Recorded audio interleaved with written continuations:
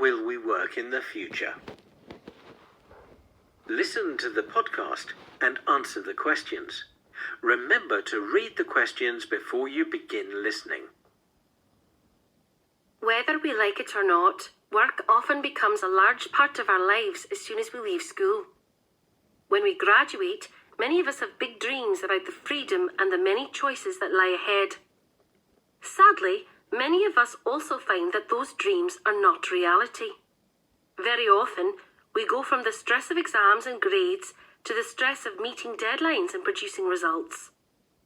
Factors such as rent and other financial obligations, family members who are dependent on our paycheck, or pure ambition and drive to achieve something in life can push us to spend long hours in the workplace. That is why how we work is an important issue. Do we work in an office or from home?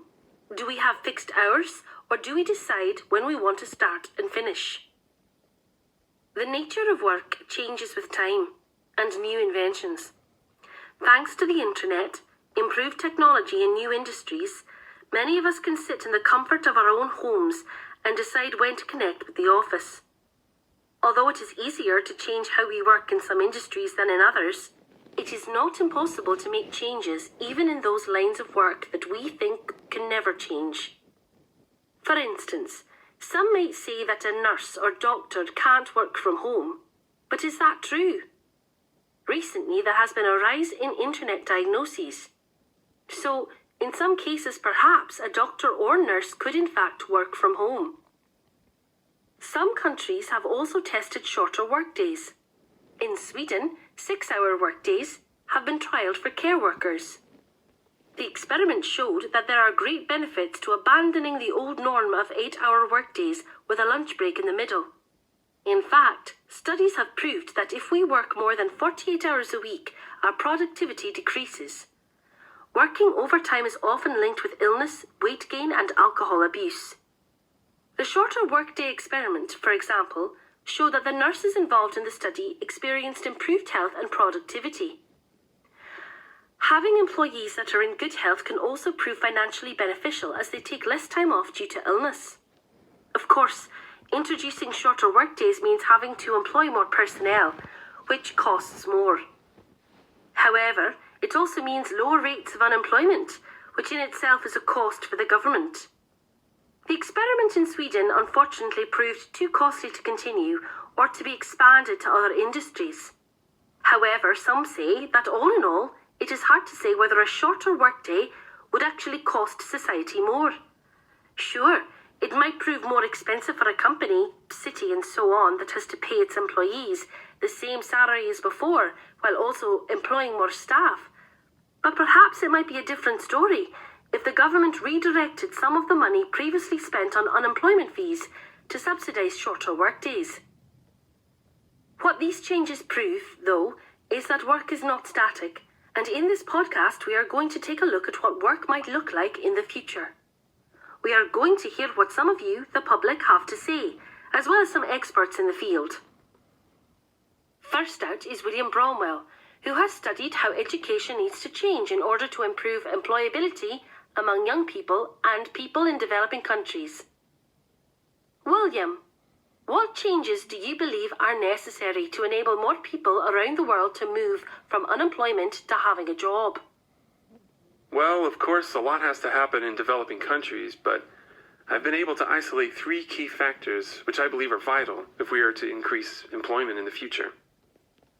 First of all, education and employment need to be more closely linked, which means that employers need to collaborate with universities and schools to develop curricula that are necessary and suitable for future employment. The focus of education needs to be on lifelong learning, not on exams and grades.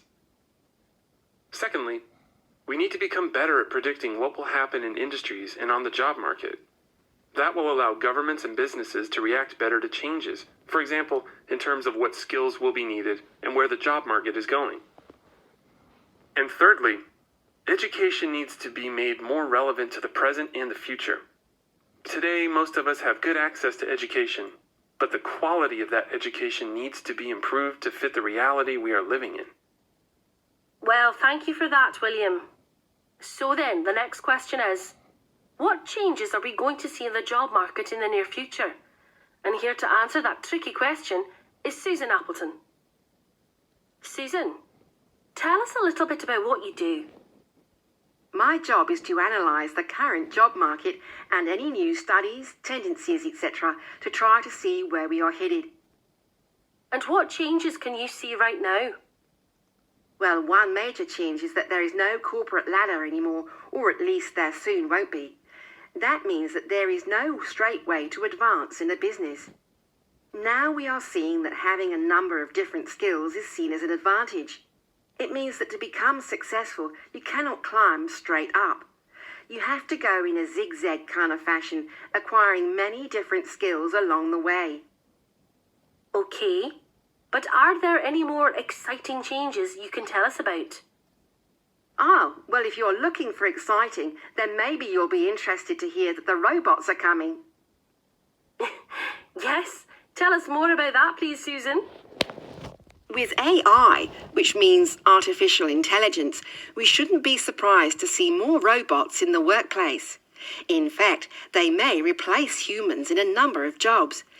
In many industries, advances in technology might mean that instead of just helping humans to do their job, robots might actually replace us altogether and take over the whole process. Today, it is actually more a question of cost than of having the technology to do it. But these robots will become more affordable in the future. Does that mean we will all be unemployed in the future? No, there are still a number of jobs that a robot can't perform yet, or where we prefer dealing with a human. For example, many jobs involving human interaction. Studies show that we are not yet prepared to give our food order to a robotic waiter, or even worse, to deal with a robotic undertaker. It does mean, though, that we have to change the way we educate ourselves. It is important to choose a future profession that will not be taken over by robots. Also, when we have to compete with robots, or just with a lot of other humans for the same job, this can actually have negative effects on our pay and on workplace environments. In other words, if too many of us want the same jobs, bosses can cut the pay, and if you don't like it, there is always someone else in line that can't wait to take over your job. It is also harder to say no to things like office monitoring, which means that we can be monitored and tracked throughout the day. Some monitoring is already quite common these days, for instance, tracking couriers via GPS to make sure they do their route without detours or delays. But in the future, managers might also want to monitor how their employees are feeling throughout the day, who works hard and feels stressed, and who is relaxed. Thank you, Susan, for that fascinating but quite sinister picture of the future, I think. Now, to end this podcast, we are going to hear what a few of you out there think. We asked people on the street what they think will be the future of work, and here's what they had to say. With this recent dip in the economy, I think it will mean us having to work harder for less pay. I think young people won't put up with being messed about as much as we have. Managers will have to look out and make workplaces and working hours more attractive if they want to recruit the best. We have to be willing to take more risks in the future if we want to go anywhere. People tend to be too static once they get employed. Whereas I think you should always be on the lookout for more attractive positions and try to negotiate your way up the ladder. The economy will force old-timers like me to keep working. I can't afford to retire. But, of course, that's going to have a negative effect on the young who are looking for work and won't find any since we're all hanging on to the positions we have.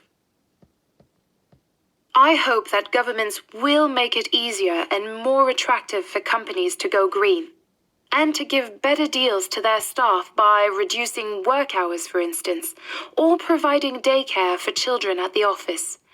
Some sort of grant to reward companies that are doing those things would probably do the trick.